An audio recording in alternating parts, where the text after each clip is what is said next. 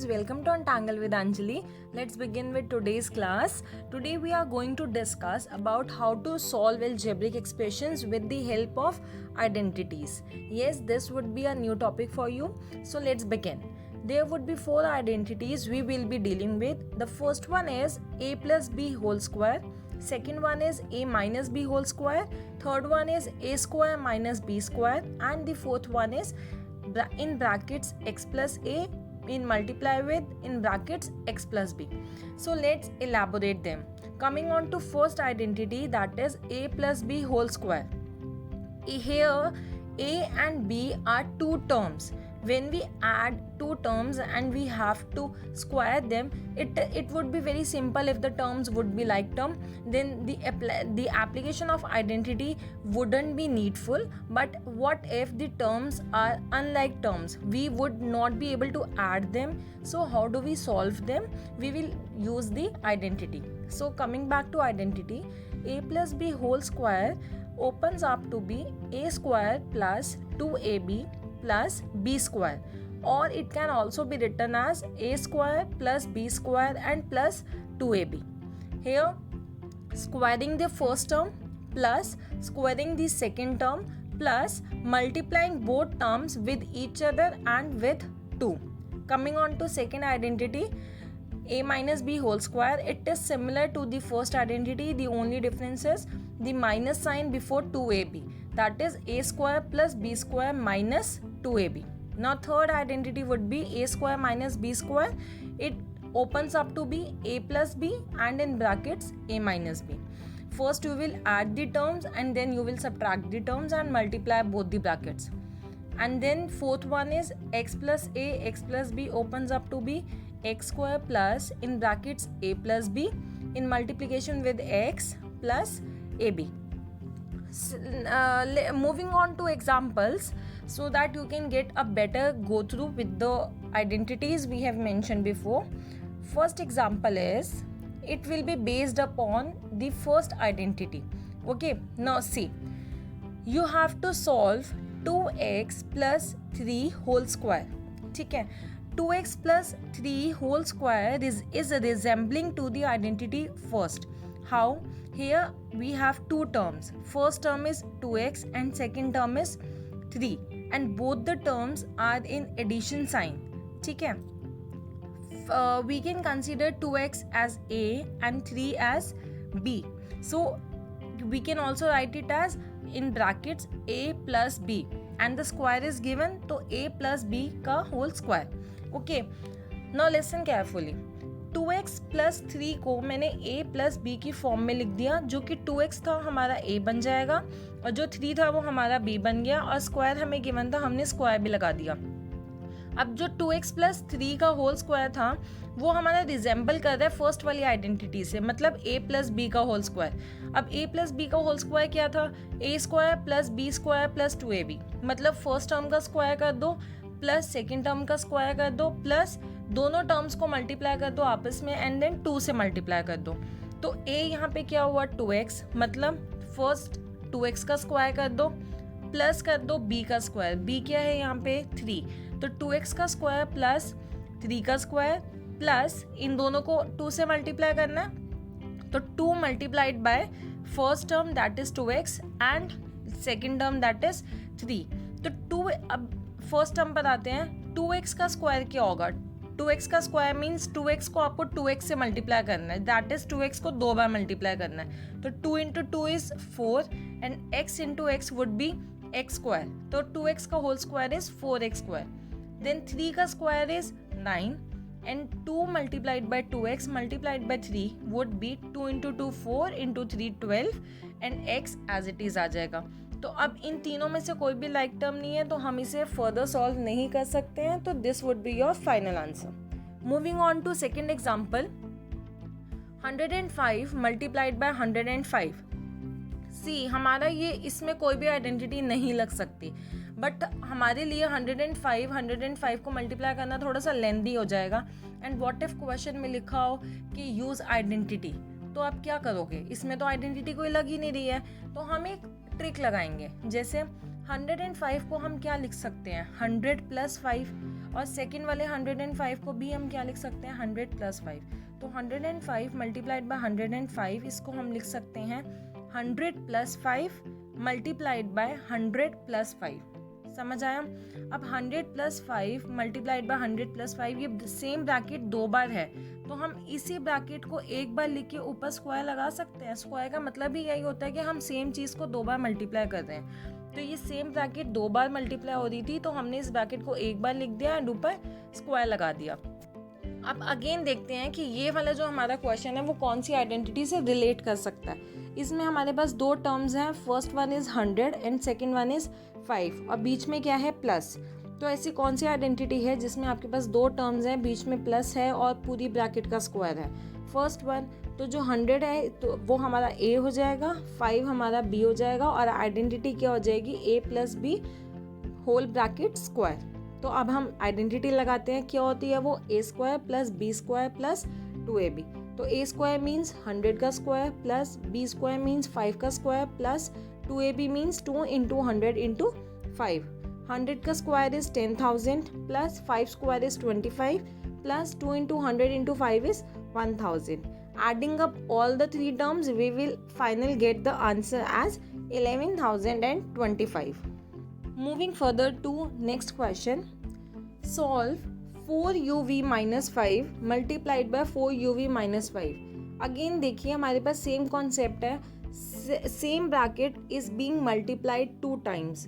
तो हम इसको एक बार लिख के होल का स्क्वायर लिख सकते हैं। तो अब देखते हैं ये कौन सी आइडेंटिटी से रिसेंबल कर दी है। 4uv हमारी फर्स्ट टर्म हो गई और 5 हमारी सेकंड टर्म हो गई। तो 4uv को हमने a लेट कर लिया और 5 को हमने b लेट कर लिया। 4uv की जगह a लिखा, 5 की जगह b लिखा, बीच में माइनस लगा दिया और ऊपर एज इट इज स्क्वायर लगा दिया। तो ये कौन सी आइडेंटिटी बन गई? Second one, yes, that is a - b whole square. a - b whole square is a² + b² - 2ab। 2ab के साथ जो प्लस आता है a + b होल स्क्वायर में, वो a - b होल स्क्वायर में माइनस आ जाता है। तो a² मीन्स 4uv का whole square plus b² means 5 का square plus 2ab means 2 × 4uv × 5। 4uv का स्क्वायर मीन्स 4uv × 4uv। तो हम 4 को 4 से मल्टीप्लाई करेंगे, 4 × 4 इज 16।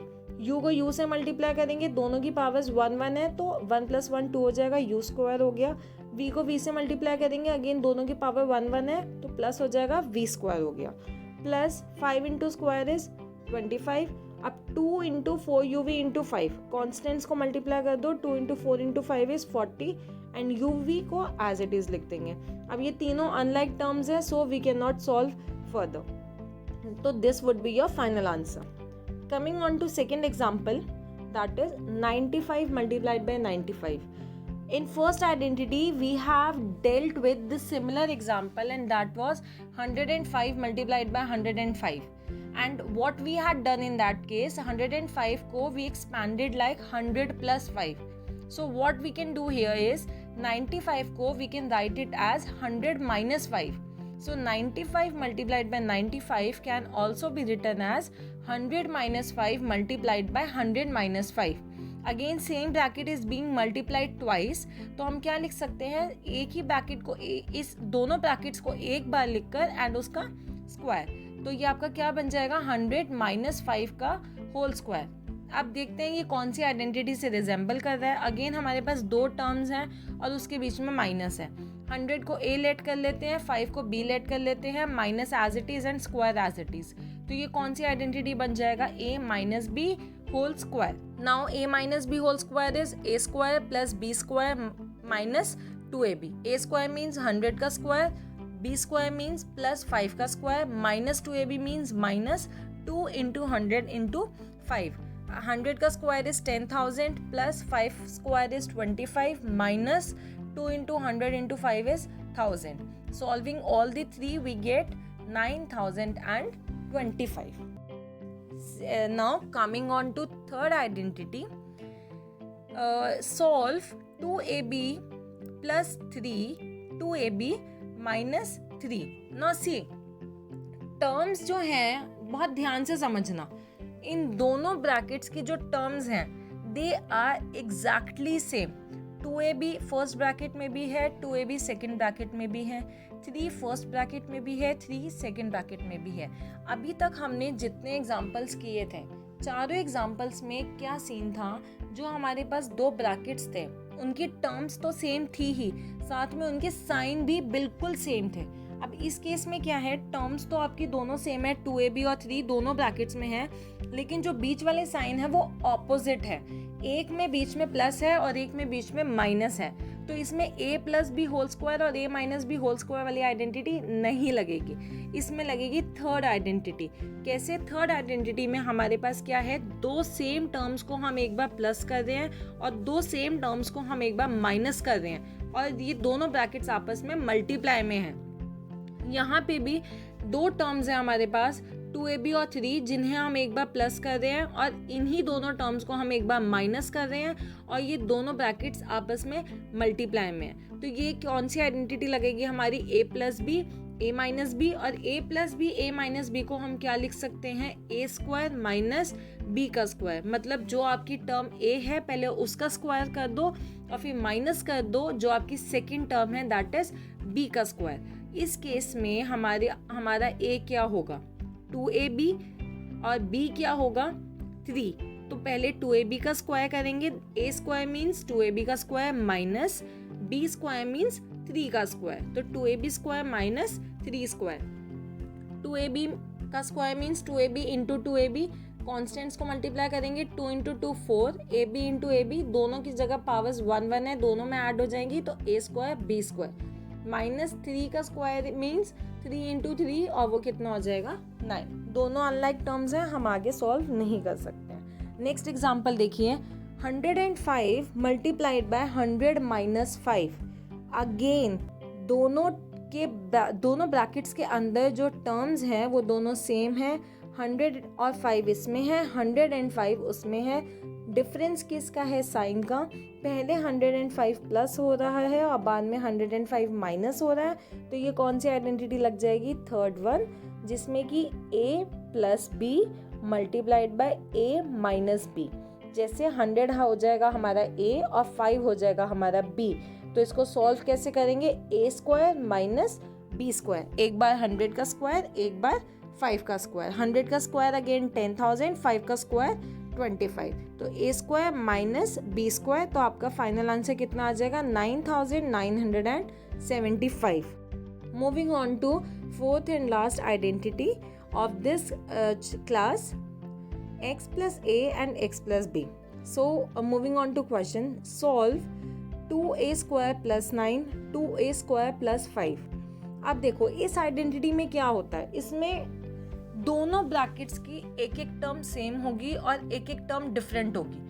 आइडेंटिटी को देखो, x प्लस ए, x प्लस बी, दोनों में x है, लेकिन जो सेकंड टर्म है वो दोनों में अलग है, एक में a है और एक में b है।